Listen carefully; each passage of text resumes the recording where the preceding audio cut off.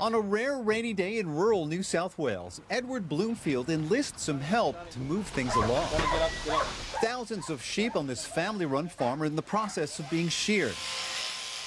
Their prized commodity is carefully sorted, worth more at the moment than ever before.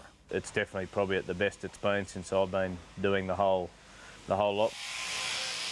Australia's wool industry is experiencing record prices, nearly double what they were just 6 years ago. That's due in part to the take-up of our wool by China. China loves our wool. China is used to alpaca. They're using it as a substitute for that. And as such, the demand from China has really been boosting our Aussie wool prices. Exports to China alone last year were worth nearly 3 billion Australian dollars. That's welcome news for wool growers, presenting some people with a rare opportunity. We can actually do all the things we need to do on farm, like put out our fertilisers, fix our fences. There's a lot of that hasn't happened the last, 10 or 15 years very much. Those tough times are also partly responsible for the rise in prices.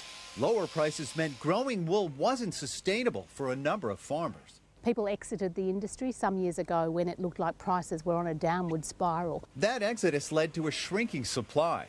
The buyers might actually get a bit of a shock as to the lack of it, because there has been a lot of people in the last sort of six years, I suppose, completely change and get completely out of merinos. Experts say the one thing that will have the greatest impact moving forward isn't necessarily the supply or the demand, but the drought. All of New South Wales, which produces most of Australia's wool, is in the midst of a drought, creating conditions not seen here for nearly half a century. Everyone's suffering a terrible drought at the moment, and all that wool price is doing is paying for feed to keep the animals going. So, I think a lot of people are yet to see a good profit where they can fix up infrastructure and buy new machinery. Many are waiting for the drought to break and hoping prices for their wool continue to remain high. Greg Navarro, CGTN, Walker.